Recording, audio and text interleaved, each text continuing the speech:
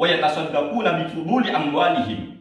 Qala awalaysa qad ja'alallahu lakum ma tasaddaqun inna bi kulli tasbihatin shadaqah wa kulli takbiratin shadaqah wa kulli tahmidatin shadaqah wa kulli tahlilatin shadaqah. Coba cek dalam kitab Tafsir Al-Baghawi, cek dalam kitab Tafsir Al-Qurtubi, cek dalam kitab Abdul Wahhab Syarh Manhajit Thullab, cek dalam kitab Al-Bujairah Al-Khatib, cek dalam kitab I'anatul Talibin, cek dalam kitab Mughni Muhtaj ila Ma'rifati Ma'ani Al-Fadhi Minhaj, cek dalam kitab Syarh Sudur bi Syarh Halimah Tawil Kubur, cek dalam kitab Nihayatul Muhtaj ila Syarh Minhaj, cek dalam kitab Hasyatul Alam As-Sawi ala Tafsir Jalalain. Cek di sana. Maka Anda akan terbuka pikirannya bahwa Assalamualaikum warahmatullahi wabarakatuh. Alhamdulillah wassalatu wassalamu ala Rasulillah wa ala alihi washabihi wa mawalah, amma ba'du.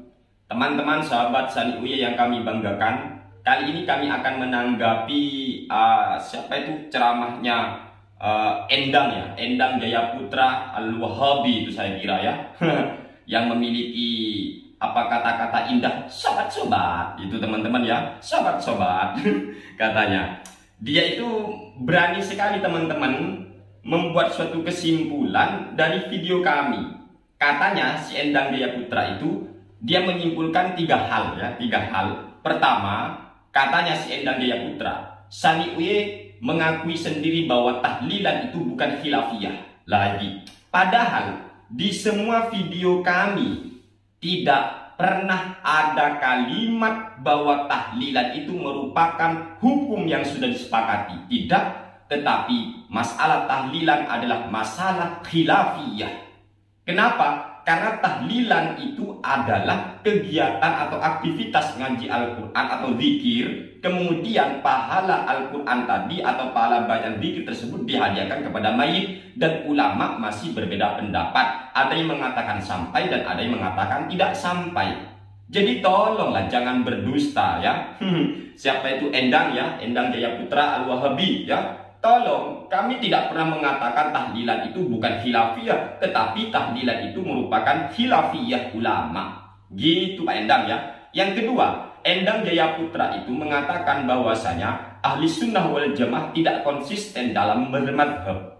Ketika Imam Asy-Syafi'i menyatakan pahala bacaan Al-Quran tidak sampai, kemudian ahli sunnah wal jamaah ternyata tidak mengambil pendapat Imam Asy-Syafi'i. Ini berarti tidak konsisten. Katanya si Endang Jayaputra. Padahal kami sudah jelaskan bahwa menetapi satu mazhab itu tidak wajib.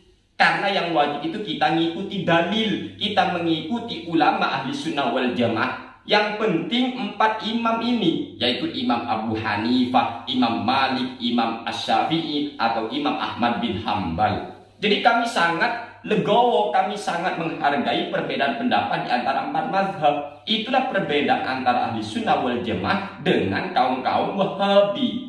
Jadi kalau kita selama orang itu mengikuti salah satu 4 mazhab, kami hargai, tidak pernah menyalahkan mereka teman-teman. Beda dengan mereka, giliran kami kunutan mereka duduk kita ahli bid'ah. Padahal itu mazhab Imam Syafi'i. Giliran kami ikut 3 imam yaitu Abu Hanifah, Imam Malik atau Imam Ahmad bin Hambal, ketika masalah ihdaus tsawab bisa sampai pahala itu kepada mayit, mereka katakan kami keluar dari mazhab Imam Asy-Syafi'i. Padahal sudah kami jelaskan di video sebelumnya bahwa menetapi satu mazhab tidak wajib. Yang namanya tidak wajib ya boleh-boleh saja, sehingga itu tidak perlu dipersoalkan Pak Endang ya. Ngene, makanya cobalah belajar menghargai perbedaan pendapat ulama, jangan sok merasa benar sendiri Pak Endang ya. Kamu pikir Imam Malik, Imam Abu Hanifah atau Imam Ahmad bin Hambal itu keluar dari kebenaran? Ayo, kalau sama-sama benar sudahlah. Anda tidak percaya monggo, ya percaya monggo. Kami pun yang percaya bahwasanya pahala bisa sampai kepada mayit, tidak mungkin menyalahkan Anda yang nggak mau tahlilan atau yang tidak mau mentransfer pahala tadi. Kecuali Anda ini terus mengusik amaliyah kami, maka kami akan membantah lah gitu.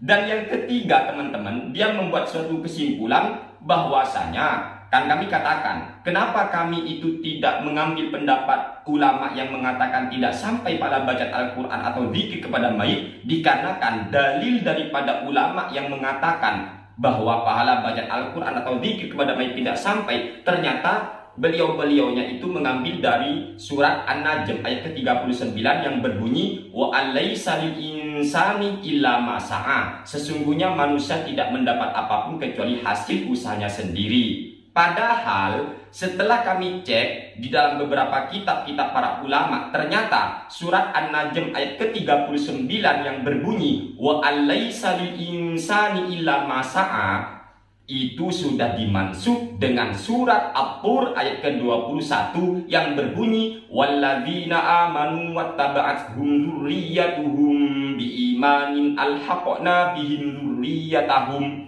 Ini yang menasih ya. Jadi ayat yang nasihnya adalah At-Tur ayat ke-21, yang dimansukh adalah surat An-Najm ayat ke-39. Apa kata Endang Jaya Putra Al-Wahabi itu? Dia mengatakan bahwasanya pemansuhan ayat surat An-Najm ayat ke-39 dengan surat At-Tur ayat ke-21, katanya Endang Jaya Putra itu salah katanya, karena tidak ada pertentangan antara surat An-Najm ayat ke-39 dengan surat At-Tur ayat ke-21.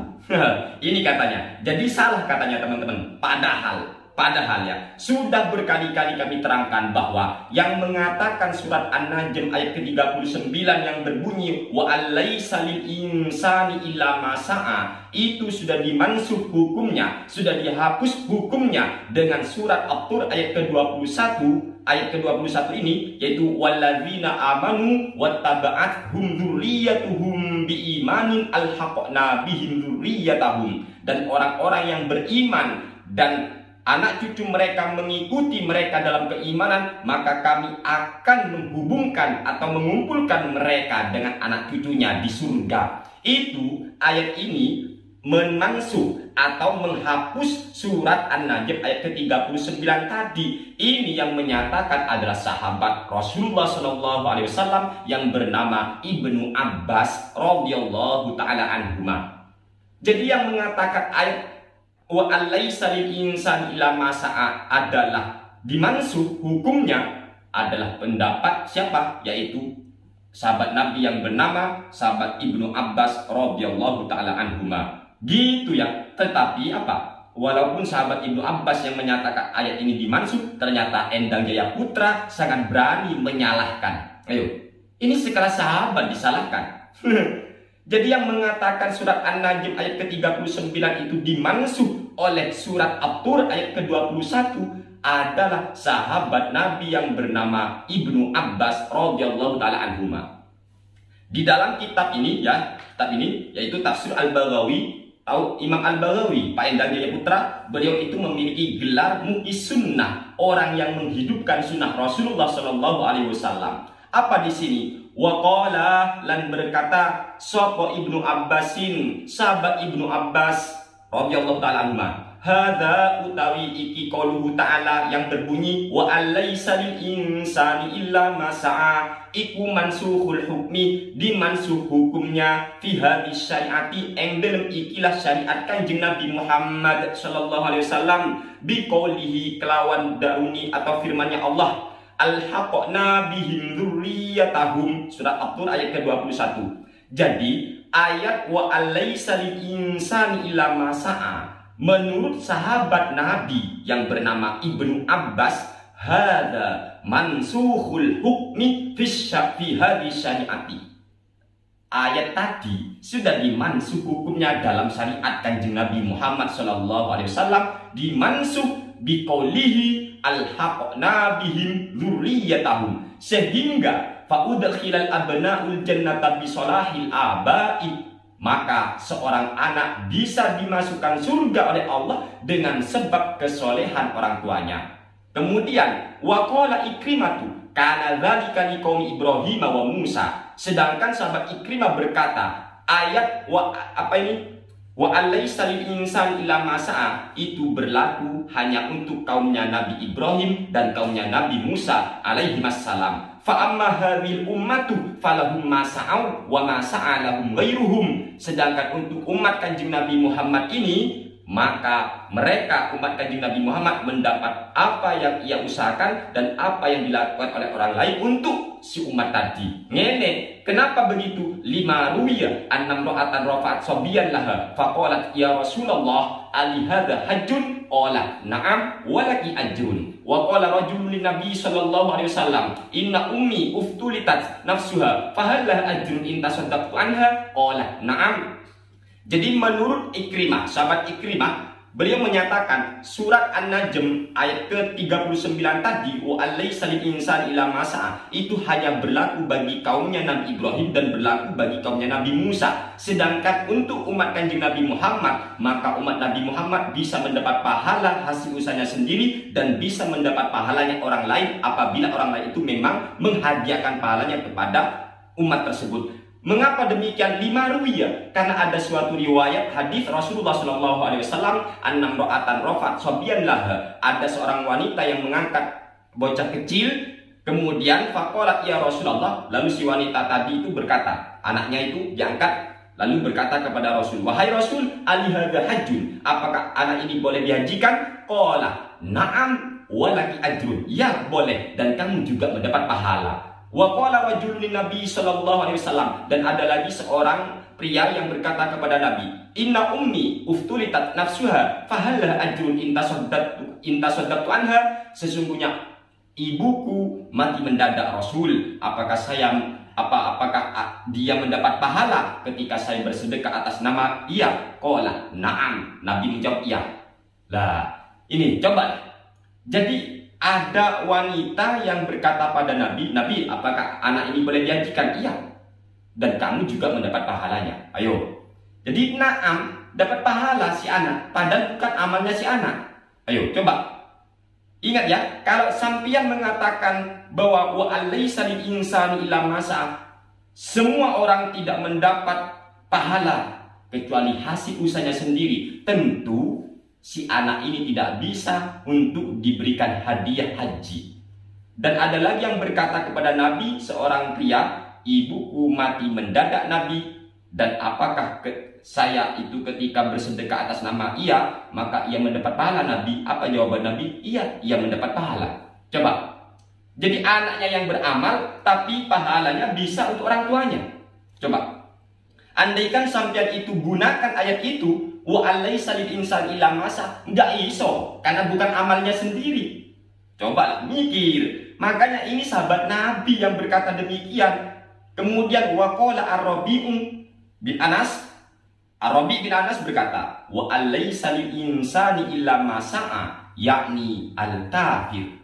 Yang dimaksud manusia tidak mendapat apapun kecuali hasil usahanya sendiri. Yang dimaksud insan di sini adalah orang kafir. Jadi orang kafir tidak bisa mendapat pahala orang lain. Itu maksudnya menurut Ar-Rabi' bin Anas, bukan menurut saya.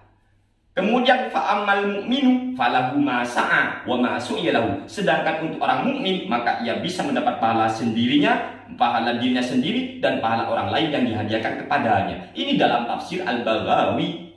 Gitu. Jadi yang mengatakan surat An-Najm ayat ke-39 dimansuh oleh surat At-Tur ayat ke-21 adalah sahabat Nabi yang bernama Ibnu Abbas, bukan Sani Uye. Anda mengatakan itu tidak dimansuh, pakai kitab apa? Saya nanya. Cobalah Anda ngaji kitab aja nggak benar, ngaji Al-Qur'annya saja salah tuh. Sok-sok menafsir Al-Qur'an Anda. Coba ngaca siapa ente ya? Ini sahabat Nabi yang berkata demikian. Coba cek dalam kitab Tafsir Al-Baghawi, cek dalam kitab Tafsir Al-Qurtubi, cek dalam kitab Abdul Wahhab Syarah Ibn Haji Tullab, cek dalam kitab Al-Bujairah Al-Khatib, cek dalam kitab I'anatul Talibin, cek dalam kitab Mughni Muhtaj ila Ma'rifati Ma'ani Al-Fadhi Minhaj, cek dalam kitab Syarh Sudur bi Syarih Halimah Tawal Kubur, cek dalam kitab Nihayatul Muhtaj ila Syarih Minhaj, cek dalam kitab Hasyatul Alam As-Sawi ala Tafsir Jalalain. Cek di sana. Maka Anda akan terbuka pikirannya bahwa yang mengatakan ayat itu sudah dimansuh adalah sahabat Nabi yang bernama Ibnu Abbas. Dan sebagai penutup saya akan membacakan sebuah hadis riwayat Imam Muslim dalam kitab sahihnya beliau, yaitu An Abi Dzarrin anna nasan min ashabin Nabi sallallahu alaihi wasallam qalu lin Nabi sallallahu alaihi wasallam, ya Rasulullah, dhahaba ahlud duthuri bil ujur yusalluna kama nusalli wa yasumuna kama nasumu wa yatasaddaquna bi fuduli amwalihim. Qala awalaysa qad ja'ala Allahu lakum ma tasaddaqun inna bi kulli tasbihatin shadaqah wa kulli takbiratin shadaqah wa kulli tahmidatin shadaqah wa kulli tahlilatin shadaqah. Jadi para sahabat dulu itu berkata kepada Nabi, "Zabahud duthur bil ujur." Wow, orang-orang kaya itu, konglomerat itu sudah pergi dengan membawa pahala banyak, Nabi. Yusalluna kama nusalli. Mereka orang-orang kaya itu sholat sebagaimana kami orang-orang miskin ini sholat. Wa yasumuna kama nasumu. Mereka orang-orang kaya berpuasa sebagaimana kami juga berpuasa. Namun wa yatasaddaquna bifuduli amwalihim. Dan mereka bisa bersedekah dengan kelebihan harta mereka. Ini. Jadi orang-orang miskin dulu curhat ke Nabi. Kalah setat Nabi kami ya dengan orang kaya. Enak orang kaya. Mereka sholat, kami sholat. Kami puasa, mereka juga bisa berpuasa. Tapi Nabi, ketika mereka bersedekah dengan lebihnya harta mereka, kami gak bisa bersedekah. Apa jawaban Nabi? Qala awalaysa qad ja'alallahu lakum ma tasaddaqun. Bukankah Allah sudah memberikan sesuatu yang bisa kalian sedekahkan? Lalu dilanjut oleh Nabi, inna bi kulli tasbihatin shadaqah.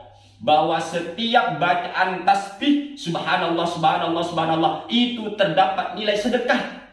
Wa kulli takbiratin shadaqah. Dan setiap bacaan takbir Allah berada sedekah.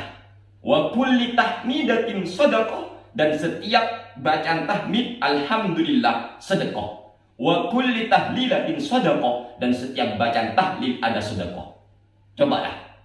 Jadi ketika sahabat itu yang orang-orang miskin, sahabat yang miskin berkata, enak ya jadi orang kaya Nabi. Mereka sholat, kami sholat.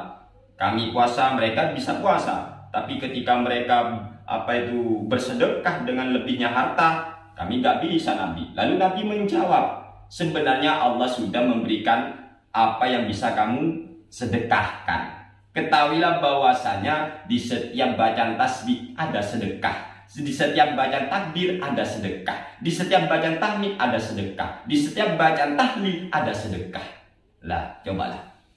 Jadi gitu. Dan sekali lagi kalau Endang Jaya Putra mengatakan surat An-Najm dimansub dengan surat At-Tur itu salah, berarti Anda sudah menyalahkan sahabat Nabi yang bernama Ibnu Abbas radhiyallahu taala anhuma, dan itu pertanda Anda seolah-olah sudah merasa diri Anda lebih paham tentang Al-Qur'an daripada sahabat Nabi yang bernama Ibnu Abbas radhiyallahu taala anhuma. Dan semoga itu fakta, bukan hanya khayalan Anda ya. Tolong kalau Al-Qur'an jangan sok-sokan menafsiri dengan otakmu sendiri. Ikut fatwa ulama, ikut fatwa ulama. Ingat, ulama itu warathatul anbiya. Para ulama adalah pewaris para nabi. Oleh sebab itulah jangan macam-macam Anda memahami Al-Quran dengan otak kepala Anda sendiri. Man fassaral Qur'ana bi ra'yi falyatabawwa maq'adahu minan nar. Barang siapa yang berani menafsirkan Al-Quran dengan otaknya sendiri, padahal otaknya tak berisi ilmu, maka silakan ia duduk manis di tempatnya di neraka. Na'udzubillah min dzalik, na'udzubillah min dzalik. Pertanyaannya cuma satu, apakah kalian semua yang menonton ini lebih percaya kepada Endang Jaya Putra Al-Wahabi itu yang sudah berani mengatakan ayat wa alaysa lil insani illa ma sa'a apabila dimansub oleh surat At-Tur ayat ke-21 katanya salah, padahal yang mengatakan itu dimansub adalah sahabat Ibnu Abbas? Apakah Anda masih berani untuk mengikuti fatwa orang seperti itu, atau mengikuti dauhnya atau pendapatnya sahabat Nabi yang bernama Ibnu Abbas radhiyallahu taala anhuma? Kalau saya pribadi sebagai orang yang waras, sebagai orang yang punya akal normal, pasti akan ikut dauhnya atau sabdanya ataupun pendapatnya sahabat Nabi Muhammad SAW daripada orang yang baru lahir, yang mana orang itu tidak paham tentang ilmu Al-Quran, tidak paham ngaji Al-Quran aja salah, sudah sok-sokan berani memahami dan menafsiri ayat suci Al-Quran. Padahal di dalam memahami Al-Quran kita membutuhkan banyak literatur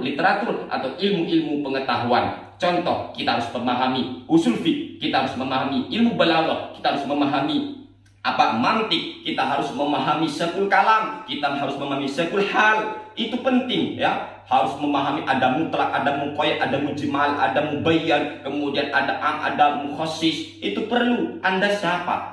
Anda tidak paham apa-apa, malah sok memahami Al-Quran dengan seenak jidatnya.